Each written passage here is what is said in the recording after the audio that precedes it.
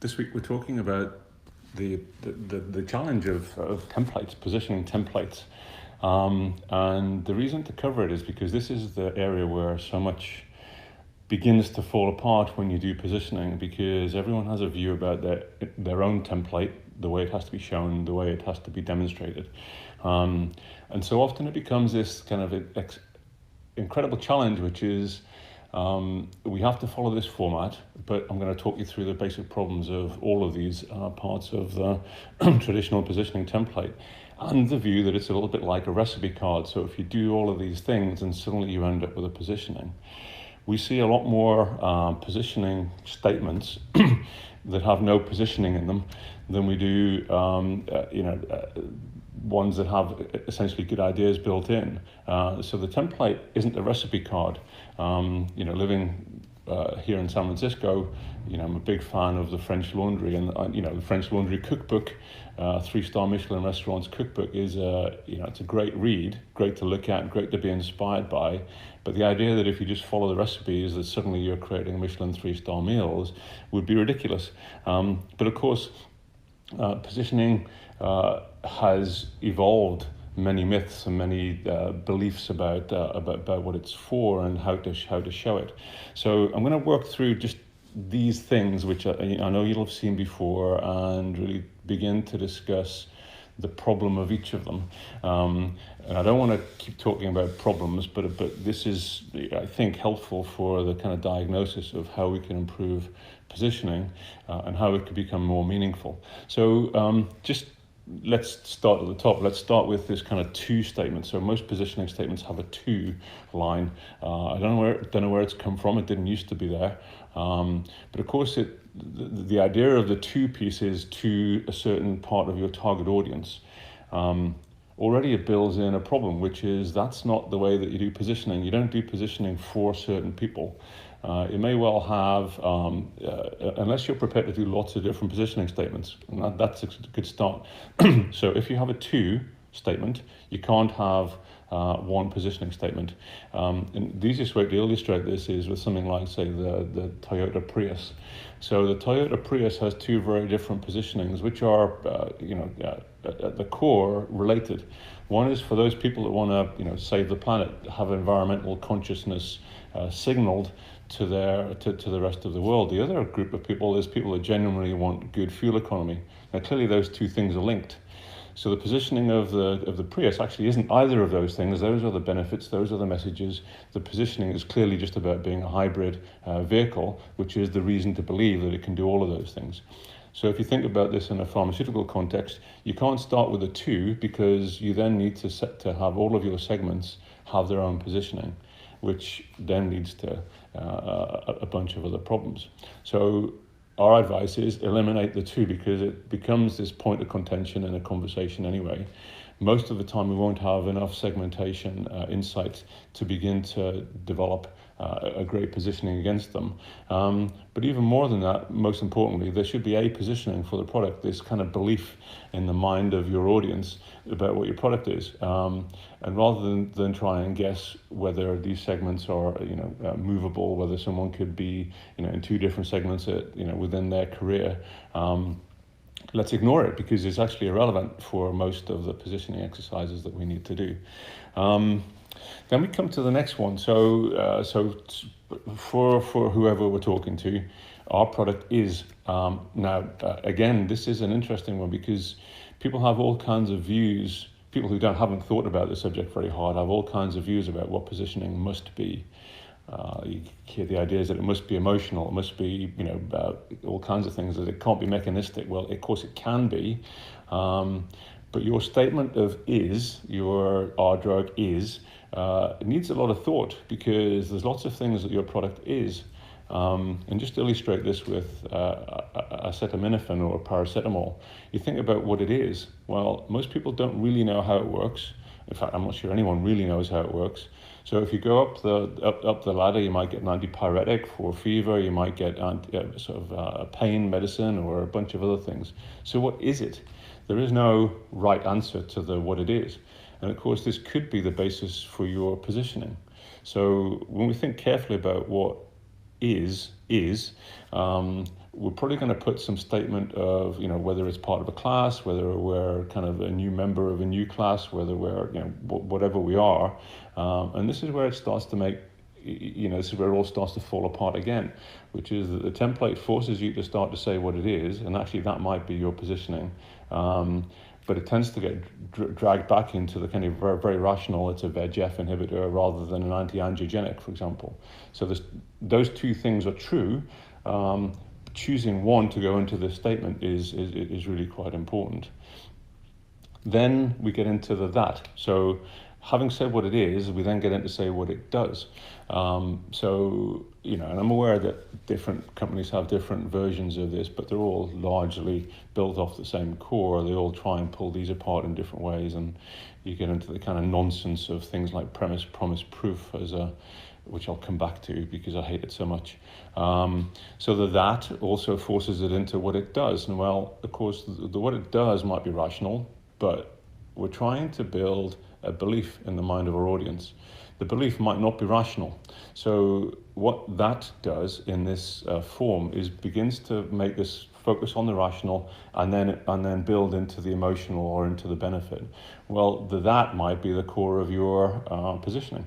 So we've got an is and we've got a that, and we've got to start to find a way of saying, well, what if we are a painkiller or an antipyretic?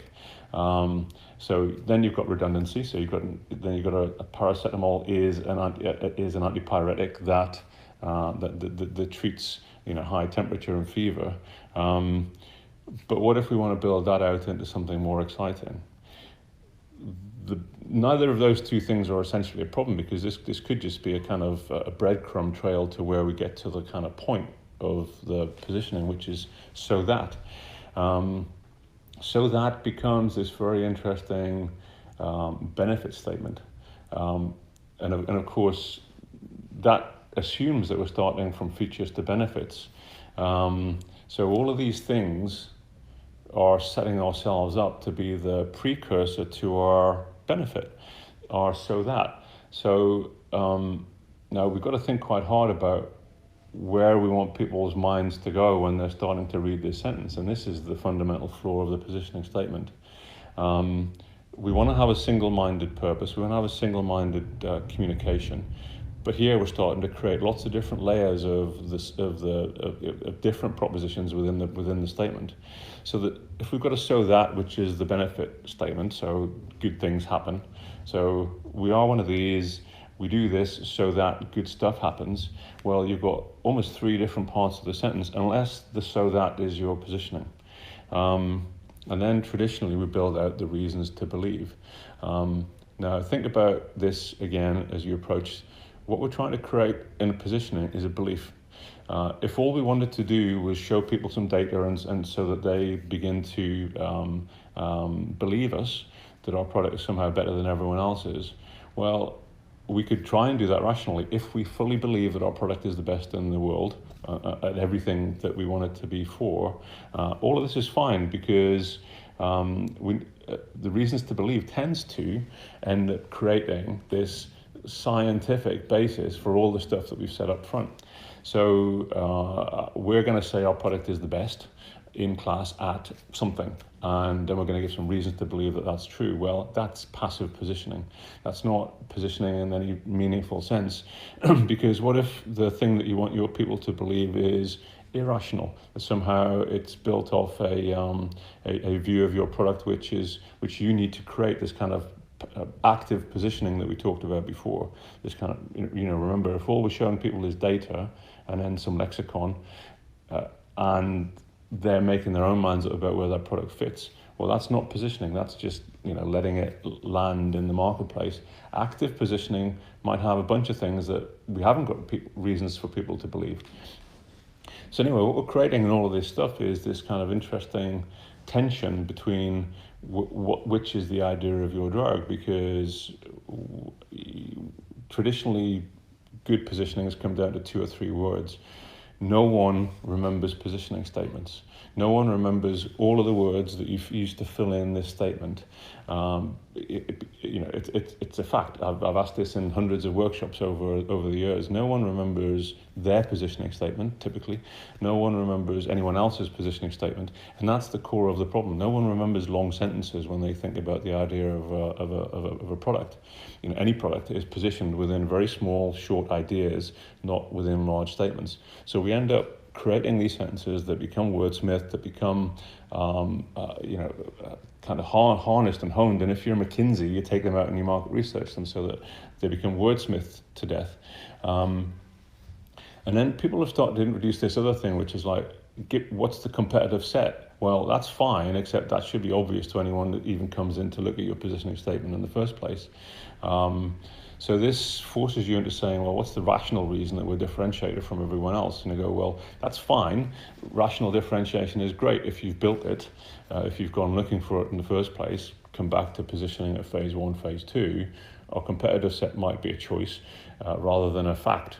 Our differentiation might have been chosen rather than just being a set of features that we somehow own versus everyone else.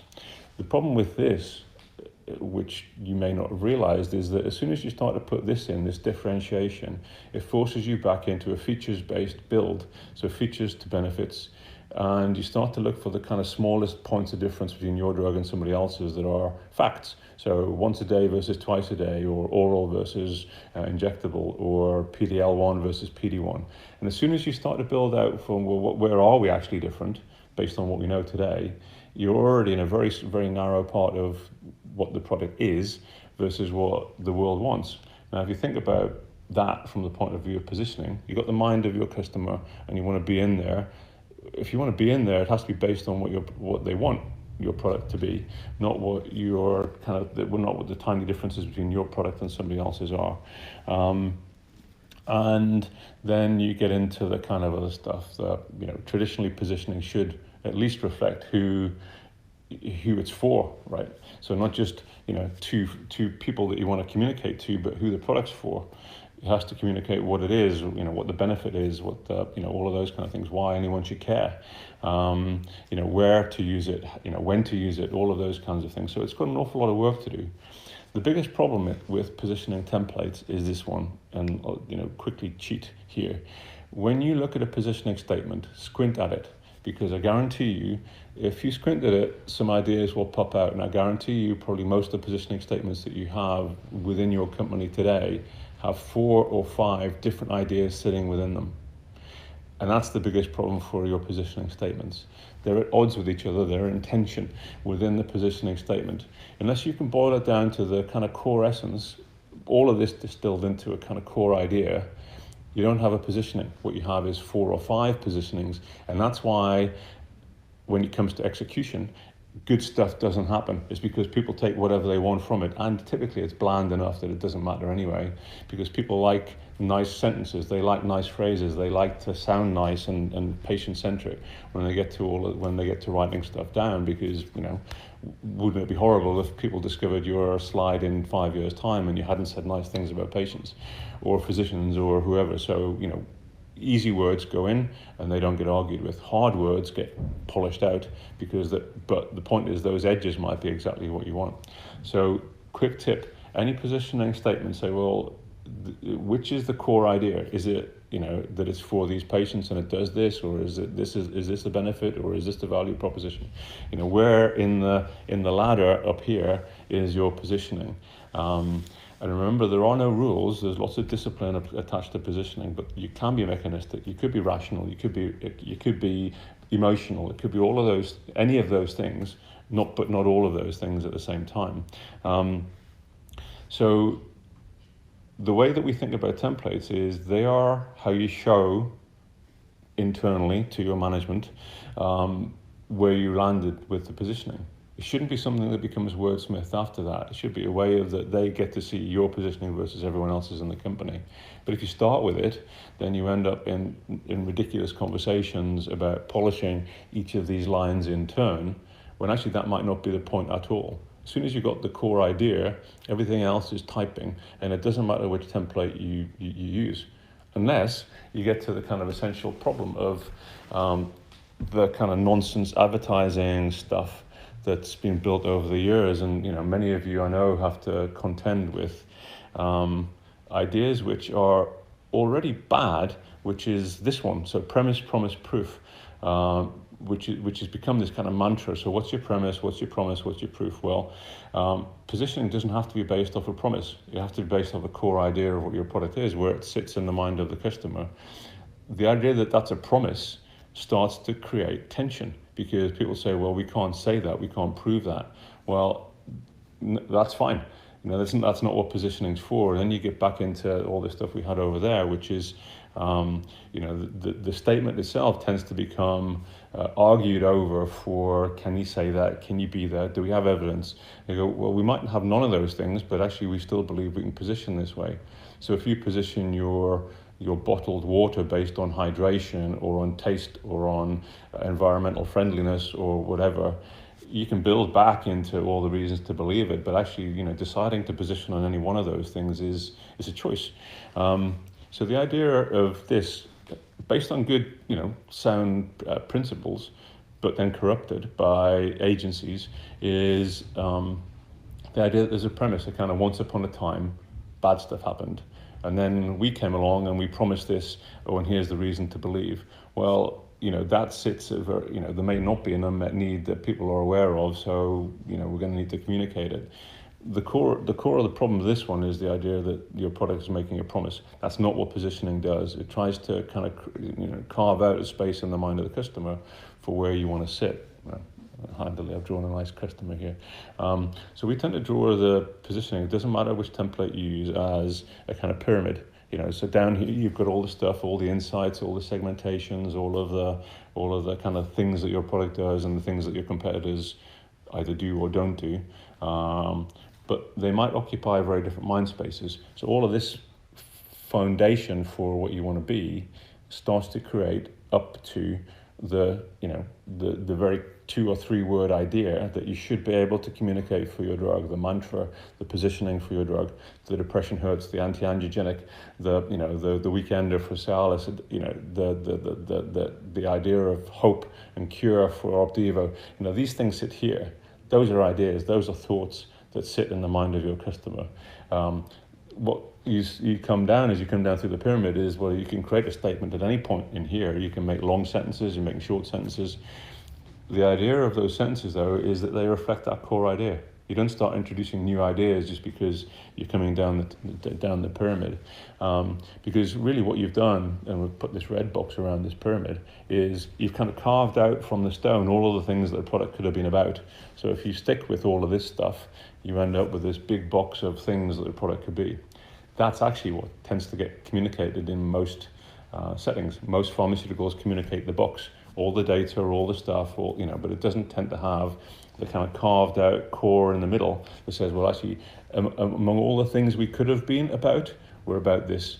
So if you think about what templates force you to do, they tend to force you to use lots of words to describe the very core idea, but they pull it apart. They pull it apart into who, what, why, when, where, to, for, that, so that. When actually the core of that, unless you can squint at it and say, well, actually, I know what the positioning is here, you end up with the kind of entropy that we traditionally see from strategy to execution. Positioning is a strategic exercise. It isn't about predefining all of the execution that could build off from it. You look at, say, the way that Nike has played its positioning through to its marketing. Most people don't know the positioning for Nike. Most people think it's just do it. Just do it, of course, is a tagline that sits next to a positioning and a brand essence and a brand values and the personality and everything that goes with it. The positioning of authentic athletic performance is pretty boring, but it's that. Authenticity, athletic performance, the irreverence justified that the brand introduces allows them to come up with a tagline like just do it. And lots of pharma agencies like to throw around ideas. Most people don't really know what the positioning of Apple is, but they use it as an example of great positioning all the time. Well, I'll suggest to you that the positioning of Apple isn't based on its statement, it's based on the ideas that you hold for what Apple is. let's come back to the Prius, the idea that it's a hybrid is at the core of all of the things that people believe about what it does and why it could be of benefit to them. And it's okay that it does that. If the core of your offering is self-expressive, as in people can get the idea that a hybrid engine suddenly gives them more miles to the gallon, and that suddenly that leads to a bunch of other good stuff, that was important. They didn't stop there, of course, with the Prius, because at the time, if you remember, there was a Honda Insight, which really focused on those people who wanted to save money by driving a hybrid car. They forgot about the environmental credentials, the environmental expression that was at the core of it. So, you know, in choosing to only focus on one of those two spaces, you know, they ignored the kind of value of what a hybrid was for in the first place. So, you know, I'm not going to spend all day, because actually every positioning that we see tends to have different architectural flaws sort of built within it. The point is, all of these words get in the way of positioning, and they're an important expression, but just remember, each of these could be the basis for your positioning. They don't have to be the way that you show it. So if you want to know more about it, do email me, because you know, it's one of those things that, you know, very difficult to get across in a one-way presentation. But if you want to, you know, suggest that your template is somehow perfect and ideal, or even if, you know, you want me to spend 5 minutes telling you why your current positioning statement is at odds with itself and why you might be missing out on some ability to express its value, let me know, mike@ideafarmer.com. Thank you very much, and we'll be back with something that's maybe even a little bit more controversial in the future. Thank you very much.